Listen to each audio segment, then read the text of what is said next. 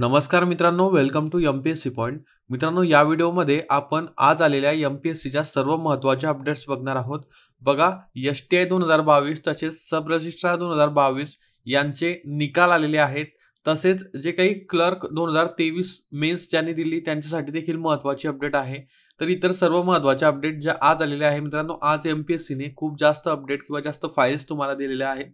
त्यांच्याविषयी थोडं क्लॅरिफिकेशन तुम्हाला मिळेल आणि सर्व अपडेट्स एकाच व्हिडिओमध्ये देण्याचा मी प्रयत्न करणार आहे. चला तर आजच्या व्हिडिओला सुरुवात करूया.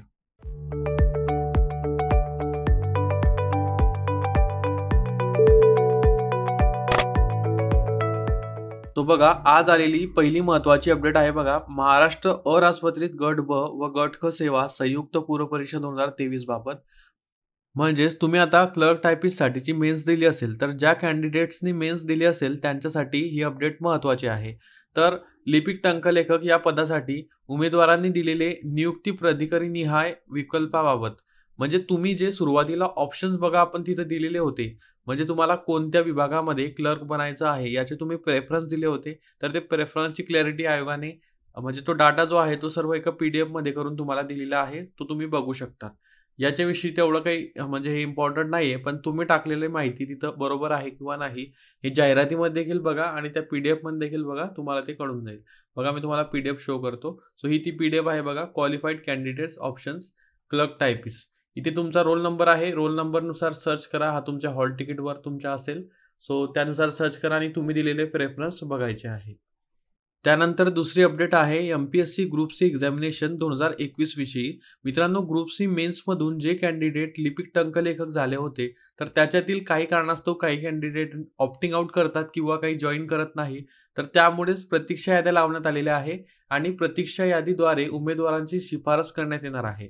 सो प्रतीक्षा याद्या तुम्ही इथे बघू शकतात. या PDF मध्ये प्रतीक्षा यादी आहे, इथे बघू शकतात. MPSC group C mains 2021 clerk typist Marathi किंवा English list of candidates eligible for recommendation from waiting list, म्हणजे वेटिंग लिस्टमधून यांचं रेकमेंडेशन झालेलं आहे. सो इथे या लिस्टमध्ये बघू शकता तुम्ही बोंड्रे पूजा मानासिंग या मॅडम आहेत, EWS कॅटेगरी 118 मार्क या वेटिंग लिस्टमध्ये होत्या, पण आता त्यांचं रेकमेंडेशन म्हणजे त्यांची निवड झालेली आहे. एकूण जर तुम्ही यामध्ये कॅन्डिडेट्स बघितले, सो एकूण कॅन्डिडेट 142 आहे. सो या वेटिंग लिस्टमधून ज्यांचे सिलेक्शन झाले असेल त्या सर्वांना कॉंग्रॅच्युलेशन्स. त्यानंतर पुढची अपडेट आहे मित्रांनो, दुय्यम निबंधक जे पद आहे 2022 मधील, तर त्याची सर्वसाधारण गुणवत्ता यादी म्हणजे जनरल मेरिट लिस्ट आयोगाने पब्लिश केलेली आहे. तसेच प्रोव्हिजनल सिलेक्शन लिस्ट आयोगाने पब्लिश केलेली आहे. जनरल मेरिट लिस्ट काय आहे, प्रोव्हिजनल सिलेक्शन लिस्ट काय आहे हे तुम्हाला पुढे सांगतो. बघा, तुम्हाला माहित असेल गेल्या काही महिन्यांमध्ये तुमची एम-पी-एस-सी अराजपत्रित गट ब मुख्य परीक्षा 2022 घेण्यात आली. त्यामध्ये 4 पदं होते. त्यामधील SR आणि STI या पदांबाबत जनरल मेरिट लिस्ट आयोगाने पब्लिश केलेली आहे.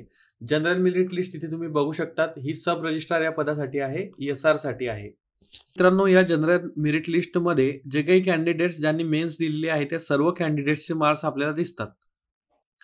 आणि या कॅन्डिडेट्समधून इथे बघू शकता तुम्ही 904 कॅन्डिडेट्सने सब रजिस्ट्रारची मेन्स दिली होती 2022 ची. सो हे 904 कॅन्डिडेट्स तुम्ही इथे बघू शकता. आणि हिला म्हणतात जनरल मेरिट लिस्ट, म्हणजे ही एक जनरल मेरिट लिस्ट आहे आणि याच्यातून जे काही सिलेक्ट होतात त्यांची प्रोव्हिजनल सिलेक्शन लिस्ट असते. आणि प्रोव्हिजनल सिलेक्शन लिस्टमध्ये जेवढ्या जागा असतात ॲडव्हर्टिजमेंटमध्ये आलेल्या, ॲडमध्ये आलेल्या, तेवढ्याच जागांवर उमेदवारांची निवड केली जाते. म्हणजे इथे तुम्ही जर बघितलं तर सब रजिस्ट्रारच्या एकूण जागा ज्या होत्या त्या 78 होत्या आणि त्या 78 जागांमध्ये हे प्रोव्हिजनली सिलेक्ट झालेले आहे. आता यांच्यातून हे जे प्रोव्हिजनली सिलेक्ट झाले तर त्यांच्यातील काही जण ऑप्टिंग आउट करतात किंवा काही जण पदावरती जात नाही. तर यानंतरची वेटिंग लिस्ट लागत असते आणि वेटिंग लिस्ट नंतरचा भाग आहे, पण त्याआधी एक फायनल सिलेक्शन लिस्ट येईल. फायनल सिलेक्शन लिस्टमध्ये जे कॅन्डिडेट्स असतील त्यांचं फायनल सिलेक्शन हे होत असतं. नंतर त्यांचं डॉक्युमेंट व्हेरिफिकेशन वगैरे होतं. यानंतर वेटिंग लिस्ट लागते जर कॅन्डिडेट्सची गरज असली आयोगाला किंवा गव्हर्नमेंटला. तर मित्रांनो बघा, ऑप्टिंग आउटची एक फॅसिलिटी जी आहे ती आता सध्या ऑनलाईन असते.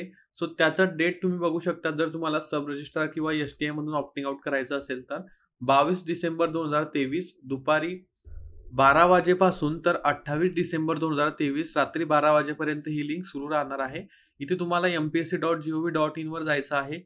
ऑप्टिंग आउट कसं करायचं याविषयी मी व्हिडिओज बनवलेले आहेत, ते तुम्ही बघू शकता. तुम्हाला लॉग इन करून ऑप्टिंग आउट करावं लागतं. सो ते काळजीपूर्वक करा, जेणेकरून तुम्ही जर ऑप्टिंग आउट केलं तर एखाद्या गरजू व्यक्तीला ती पोस्ट मिळेल की जो अगदीच लिस्टच्या खाली असेल आणि त्याचं सिलेक्शन होऊ शकतं. सो नक्कीच ऑप्टिंग आउट कन्सिडर करा जर तुम्हाला पोस्ट घ्यायची नसेल तर किंवा इतर पोस्ट कुठली मिळणार असेल तर. त्यानंतर सेम रिझल्ट जो आहे तो STI 2022चा आलेला आहे. जनरल मेरिट लिस्ट आणि प्रोव्हिजनल सिलेक्शन लिस्ट आलेली आहे. ऑप्टिंग आउटच्या डेट्स मित्रांनो सेम आहे 22 डिसेंबर ते 28 डिसेंबर 2023 पर्यंत. लवकरात लवकर ऑप्टिंग आउट करून घ्यायचं आहे. बघा इथे बघू शकता जनरल मेरिट लिस्ट म्हणजे STIचा जर तुम्ही इथे टॉपर बघितला तर 298.50 गुणांवरती टॉपर आहे STIचा आणि जोशी नरेंद्र मनोहर राव हे सर आहेत टॉपर. EWS कॅटेगरी आहे त्यांची आणि जन्मतारीख 1996 आहे. सो हे टॉपर आहेत. इथं त्यांना 298 मार्क्स मिळालेले आहेत. त्यानंतर ही प्रोव्हिजनल सिलेक्शन लिस्ट आहे म्हणजे जेवढ्या STIच्या जागा होत्या तेवढे कॅन्डिडेट प्रोव्हिजनली सिलेक्ट करण्यात आलेले आहे. यातील काही जे आहे ते ऑप्टिंग आउट करतील आणि ज्यांनी ऑप्टिंग आउट केलं तर त्यांच्यामधून ते कॅन्डिडेट कमी होऊन नवीन लिस्टमध्ये ते समाविष्ट होतील. फायनल सिलेक्शन लिस्टमध्ये नवीन कॅन्डिडेट समाविष्ट होतील. मित्रांनो आता PSIचा रिझल्ट बाकी आहे. PSIचा रिझल्ट देखील नेक्स्ट वीकमध्ये येण्याच्या अपेक्षा आहेत. सो तो रिझल्ट आल्यानंतर मी त्याविषयी अपडेट तुम्हाला देईलच. सो अशा प्रकारे आज आयोगाने दिलेल्या या MPSCच्या महत्त्वाच्या अपडेट आहे. नक्कीच तुमच्यापर्यंत त्या पोहोचल्या असतील.